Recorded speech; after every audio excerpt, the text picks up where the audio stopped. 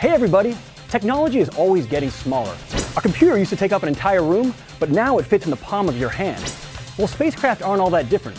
They're traditionally very large and difficult to build, but we're working on ways to miniaturize them. We're going to talk all about that on this episode of Crazy Engineering.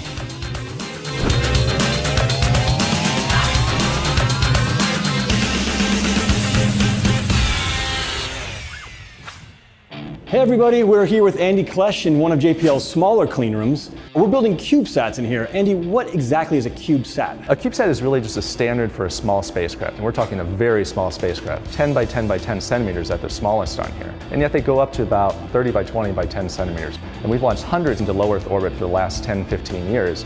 So this really is in a big contrast to how we normally operate at JPL with our larger clean rooms and our larger spacecraft. It is. We're trying things a little bit different over here. It's much more rapid development, trying things out with 3D printing, and building things up a lot quicker because these missions are a lot smaller. If I were to build Voyager today, could I miniaturize it? Could I make it really small? Absolutely not. Voyager has so many different capabilities, and these CubeSats are very, very limited, but they're very focused on what they do, so they can do one thing and do it very, very well.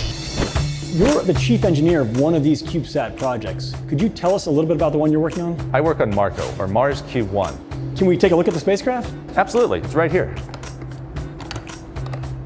This looks more like a computer to me than a spacecraft. Can you explain a little bit about how it works? We have a propulsion system to actually steer us to Mars, a radio to talk back to Earth, and the computer and electronics so that we can actually operate.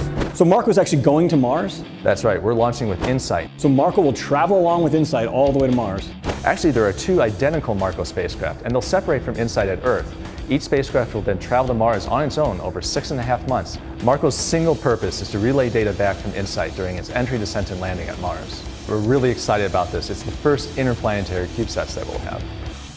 What do you see for the future of CubeSats?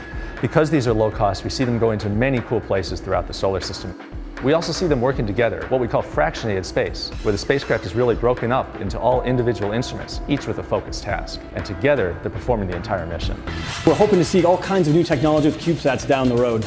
Andy, thank you so much for showing this to us. Hope you guys had a lot of fun learning about it. Check back soon for some more crazy engineering.